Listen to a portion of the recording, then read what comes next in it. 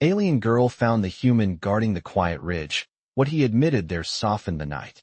Hello everyone. Before we begin today's story, I have a small favor to ask. Please hit subscribe and turn on the notification bell so you never miss our channel's new videos. It's quick, free, and the best way to support us in bringing you more dramatic stories. Your support means the world to us. Where are you watching from? Drop your city or country in the comments below. Thank you very much. Now, back to our main character. The wind howled across the ridge, carrying with it the biting chill of the night air. The stars above twinkled like distant diamonds, cold and untouchable. The silence of the night was broken only by the soft crunch of footsteps in the snow. Lyra, the alien girl, her violet skin shimmering in the pale light, moved cautiously, her eyes scanning the dark horizon. She had been traveling for what seemed like forever, searching for something, though she wasn't entirely sure what. Her people had been in turmoil, and she had been cast out. Her mission was unclear, but the loneliness and fear she felt were all too real. She had heard rumors of humans on this planet, of their strange, powerful abilities, and of their knack for surviving in harsh environments. She had heard whispers that they might offer protection, but as she approached the quiet ridge, she wasn't sure what to expect. She had heard of the human soldier guarding this place. Some said he was a warrior, others said he was just a simple protector. The truth was elusive, as it often was when dealing with such a mysterious species. As she crested the ridge, she spotted him, a tall figure, standing still against the vast, cold expanse.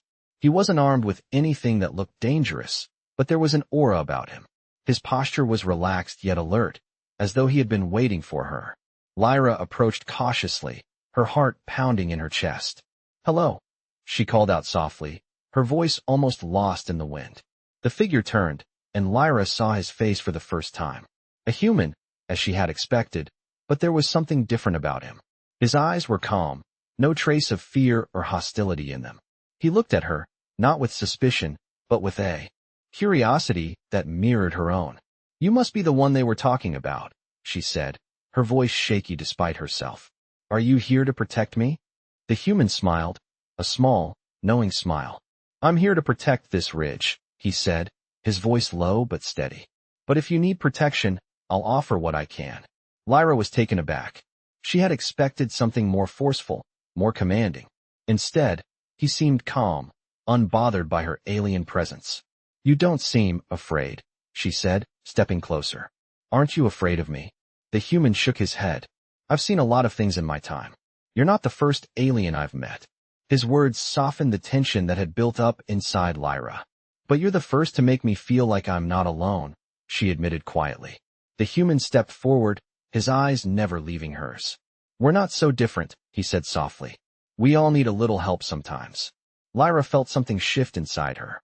The cold, harsh world she had been running from seemed to fade away as the human's words settled in her heart. She wasn't alone. Not anymore. And in that moment, she realized she had found something she had been searching for all along. Not just protection, but connection. She wasn't just a wandering alien anymore. She was someone who could belong, if only for a night. And as the human's gentle presence surrounded her, the harsh winds of the night seemed a little less cold. The human stood still for a moment, letting the silence between them stretch. The ridge was quieter now, the wind barely stirring as it swept across the vast landscape. Lyra could hear her heartbeat in her ears, loud and steady, as she waited for him to speak. He wasn't like the others she had met, humans who had either tried to control or fear her, or those who saw her as nothing more than a curiosity. This man, this human, was different. He seemed to see her, truly see her, without the weight of judgment. Finally, he spoke, his voice breaking the silence like a soft breeze. "It's hard to explain," he said, his words slow and measured, as if choosing them carefully. "I've spent most of my life protecting things. People, places, ideas. But nothing like this." His eyes locked onto hers, a hint of vulnerability in his gaze. "You don't have to be afraid of me. I'm not here to make you feel like an outsider. I'm here to keep you safe, if you'll let me." Lyra's chest tightened. His words felt like a balm to a wound she hadn't realized was there, a wound she had carried with her for as long as she could remember. She wasn't sure how to respond, unsure of the human's true intentions, but something in his voice calmed her, settled her. She stepped closer, her alien form almost blending into the shadows of the night. "Why?" she asked softly, the question hanging in the air between them. "Why would you protect me?" The human smiled, a small, genuine smile that made his rough features soften. "Because sometimes the right thing to do is just to help. You don't need to understand it all. I'm just doing what I can." Lyra nodded slowly, feeling the weight of his words settle deep within her. For a moment, she didn't know what to say. She had never been offered help without a hidden agenda before, not from anyone, not even from her own people. The human took a step back, glancing toward the horizon, where the first light of dawn began to break through the dark sky.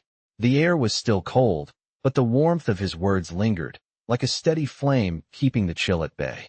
"You're safe here," he said, his voice steady and reassuring. "I'll stay with you until you don't need me anymore." Lyra looked at him, her heart a little lighter than before. She had spent so much of her life alone, running from one place to the next, never staying long enough to put down roots. But here, in this quiet ridge with this human, she felt something she hadn't felt in years: hope. It wasn't much, but it was enough. Enough to believe that maybe, just maybe, she could find something more than survival.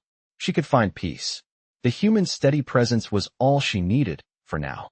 "Thank you," she whispered, the words coming out softer than she expected. "You don't have to thank me," he replied, his voice gentle. "Just know that you're not alone anymore." And for the first time in a long while, Lyra believed him. The first light of dawn slowly began to creep over the ridge, casting a soft, golden hue across the landscape. The air was still cold, but there was a quiet warmth in the moment, something that felt new to Lyra. She had always been surrounded by chaos, fleeing, hiding, running, but now, standing beside the human, there was a strange sense of peace. She looked at him, his broad frame silhouetted against the soft light, and for a moment, she allowed herself to believe that she could stop running. "You're still here," she said, her voice a little softer than before. "Of course," he replied, not turning to look at her. "I said I would be." His tone was steady, unwavering, and Lyra found comfort in it. She had never experienced this kind of quiet reliability before. She had spent so long relying only on herself, never able to trust anyone else. But now, with him standing there, something inside her began to shift. They stood in silence for a while, watching as the first rays of sunlight warmed the cold ground. Lyra felt a strange sense of gratitude for this simple moment, one that was so different from the constant uncertainty she had known. The human didn't speak much, but that didn't matter. His presence was enough. "What's your name?" Lyra asked after a few moments, her voice breaking the stillness. "John," he replied simply, turning to meet her gaze. "John Anderson." His eyes were calm, kind, and there was something in them that made Lyra feel, for the first time in a long while, that she could breathe. "John," she whispered to herself, testing the sound of his name on her lips. It felt warm, familiar, even though she had only just learned it. "What about you?" he asked, his eyes narrowing slightly, as if the question had slipped from his lips without much thought. "Lyra," she said, feeling the weight of her own name in her mouth. Lyra of Azua. The name felt like it belonged to someone else, someone far away from the person she had become, but it still held a certain power. John nodded, as if absorbing the name, and then fell silent once more. They didn't need words, the quiet was enough. As the day wore on, the two of them began to move further down the ridge.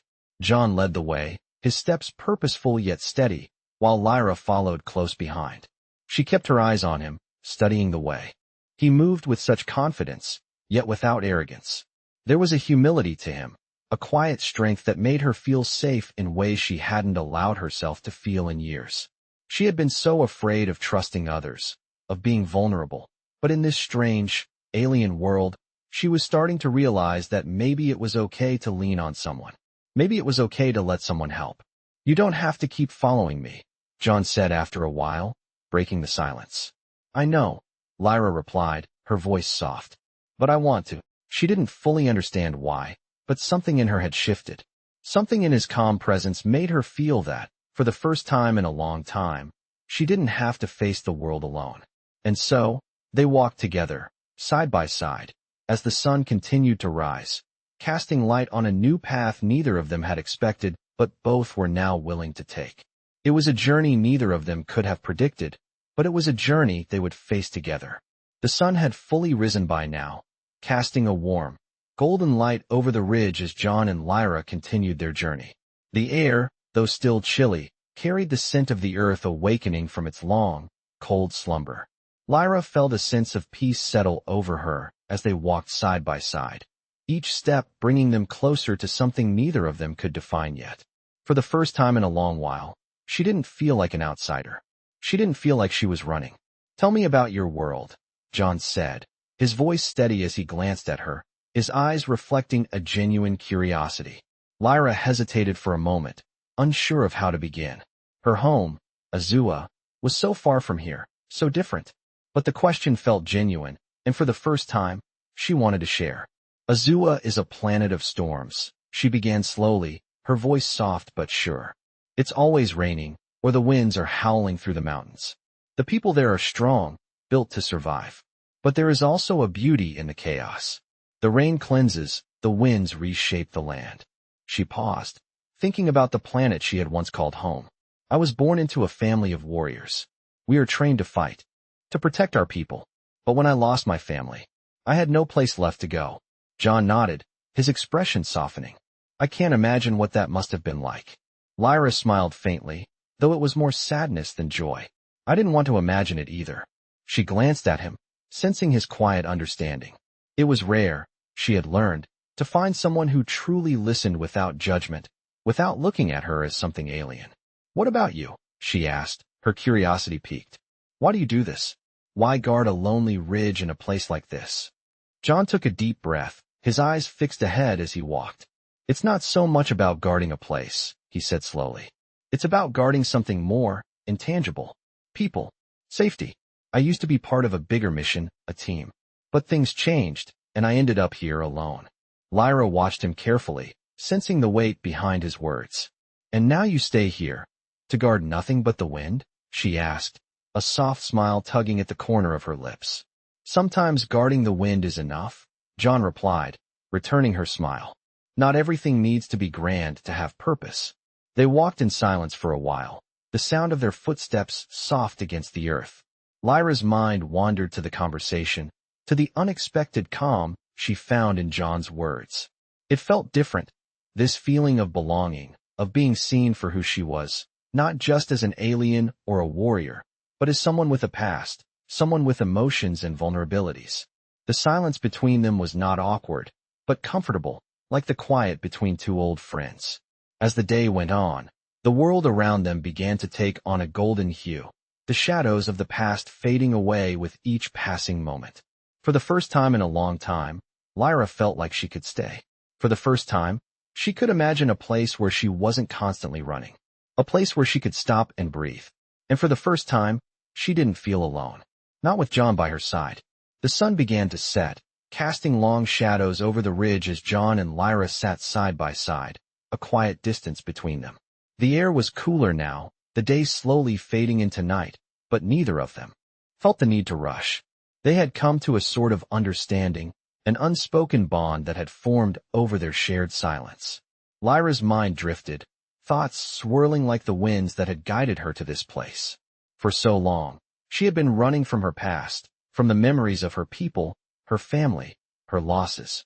But with John, something shifted. She wasn't running anymore. "Do you ever miss it?" Lyra asked, breaking the quiet, her voice soft but steady. "Miss what?" John replied, his gaze still fixed on the horizon, where the last rays of the sun were slipping away. "Your old life. Before you ended up here." John turned to face her, his expression thoughtful. He was quiet for a moment, as if weighing the question. "Sometimes," he said finally, "I think about it. The team, the mission, all of it. But I've come to realize that sometimes life moves you in unexpected directions. You end up where you're needed, even if it's not where you thought you'd be." Lyra nodded slowly, her eyes meeting his. There was a sincerity in his words, a truth that resonated with her own journey. She had never really stopped to think about where she was needed. She had only been focused on surviving. "I think I understand," she said quietly. "I've always been running, never really thinking about why." John's gaze softened as he looked at her, his voice gentle. "Sometimes, you have to stop running to find out what you're really looking for." Lyra let the words sink in, the weight of them settling in her chest. She had been so focused on her survival, on the need to keep moving, that she had forgotten what it felt like to just be. To be still, to find peace in the quiet moments. She turned her gaze to the stars, the sky now a deep, velvety black, dotted with countless points of light. It was beautiful, and for the first time, she felt a sense of belonging to it all. For the first time, she didn't feel out of place. The wind whispered softly around them, and Lyra closed her eyes for a moment, letting the calm wash over her. "Thank you," she whispered, more to herself than to him. "For what?" John asked, his voice a mixture of curiosity and warmth. "For helping me stop running." The words felt right, and they were true. John gave her a quiet smile, a small nod of acknowledgement. "We all need help sometimes," he said, his tone warm and understanding. The night deepened around them, and they sat there together, the vast world stretching out before them. Neither of them spoke for a while, but the silence wasn't uncomfortable. It was peaceful, the kind of peace that comes when two souls, once lost, finally find a place to rest. For the first time in a long time, Lyra felt like she had found something worth staying for. And maybe, just maybe, she wasn't so alone after all. As the days passed, John and Lyra found themselves falling into an easy rhythm. The once quiet, lonely ridge had become a place of refuge for both of them. They spent their mornings exploring the nearby hills, with John teaching Lyra the ways of Earth's terrain, while Lyra shared stories of her home, of Azua, a world of constant storms and winds that shaped everything from the landscape to the people. Despite their differences, they found common ground in their shared experiences of loss and survival.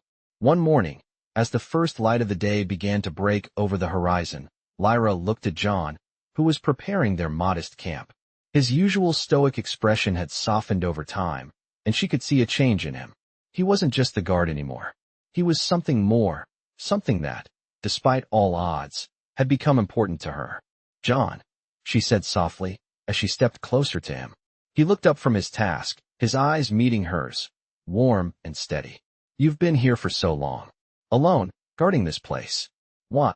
Lyra's voice held a curiosity that she hadn't realized she had. John paused for a moment, his hands stilling as he looked at her. The question had hung in the air between them for a while now, one that neither had dared to address until now.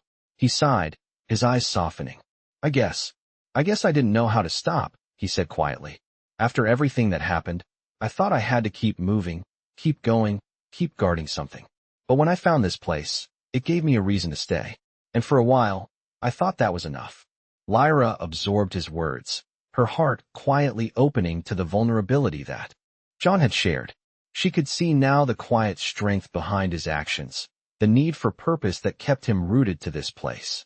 "But now?" she asked, her voice barely above a whisper. John smiled. A small, almost imperceptible gesture, but it was enough. "Now? I think I've found something more," he said. Lyra's breath caught in her chest, a warmth spreading through her as she looked into his eyes. The silence between them stretched, but it wasn't the same as before. It was comfortable, filled with the unspoken truth that had been growing between them for days. They had both come to this ridge searching for something: protection, peace, purpose. And in each other, they had found it. The wind rustled through the trees around them, but neither of them moved. It was as if the world had paused for this moment. Lyra felt the weight of everything she had left behind. The people, the planet, the life she had once known. But in this quiet corner of Earth, with John standing beside her, she realized something. She had found something here that was worth staying for. She wasn't alone. Not anymore. The thought settled deep within her, a quiet reassurance that had eluded her for so long. She didn't need to keep running. For the first time in years, she felt like she could stop and just be. "I think I'm ready," Lyra said softly, her voice steady as she looked at John. "Ready for what?" John asked, his tone gentle, yet there was a flicker of curiosity in his eyes. "Ready to stay?" she said, the words simple, but full of meaning. John's expression softened, and he nodded slowly. "Then let's stay," he replied, his voice firm, as though making a promise. Together, they stood there, side by side, as the light of the new day warmed the ridge, a place that had once felt so empty, but now felt like home. It was a home they had built together, not just in the land they stood on, but in the space between them, a place where they could finally stop running and finally belong. As the days stretched into weeks, Lyra and John found a rhythm that felt natural, a rhythm that, in some ways, defined their new life. They woke with the dawn and spent their days together, exploring the land around them. Lyra had grown to love the quiet mornings, the cool breeze on her skin, and the soft hum of the world coming alive. It was a far cry from the storms of Azua, but there was something comforting in the stillness. John had shown her how to navigate the terrain, how to read the subtle shifts in the wind, the signs of approaching weather, and the rhythms of the land. She learned quickly, but it was the little things, how he always stopped to appreciate the beauty of a sunset or how he could find joy in something as simple as a quiet walk through the woods, that made her see him in a new light. One evening, as they sat around a small fire, the crackling of the flames filling the silence between them, Lyra looked at John. The warmth from the fire lit his face, casting shadows that made his features soft and almost familiar. She had always admired his quiet strength, but something about the way the firelight danced in his eyes made her wonder how much of himself he had left to give. "John," she said, her voice breaking the stillness of the night. He looked over at her, his eyes meeting hers with a soft, steady gaze. "What is it? I used to think that I had to do everything on my own," Lyra began, her voice tinged with a vulnerability she had rarely shown. "That I had to survive by relying only on myself. But now, I don't know. I don't think I can go back to that. I don't think I want to." John's expression softened, and he leaned forward slightly, the warmth of the fire reflecting in his eyes. "You don't have to go back to that," he said, his voice gentle but firm. "You're not alone anymore, Lyra." His words were simple, but they carried a weight that made Lyra's heart flutter. She hadn't realized how much she had been carrying, how much of herself she had kept locked away until now. "I never thought I could trust anyone again," she said, her voice barely above a whisper. "I've been running for so long. But here, with you, it feels different. Like I don't have to keep running anymore." John smiled, a small but genuine smile, and reached out to place a hand gently on hers. "You don't have to run anymore. Not with me." Lyra met his gaze, and for the first time, she felt a sense of peace that had long eluded her. In that moment, she realized that she had found something worth staying for. She wasn't just surviving anymore. She was living, and, for the first time in years, she felt like she could breathe. They sat there in the quiet of the night, the fire flickering softly between them, as the world around them seemed to fade away. It was just them, together, in this small, quiet corner of the universe. Lyra felt something stir deep within her, a sense of belonging she had never known before. She had spent so much of her life hiding, running, and protecting herself. But now, with John, she felt safe enough to let go, safe enough to trust and to hope.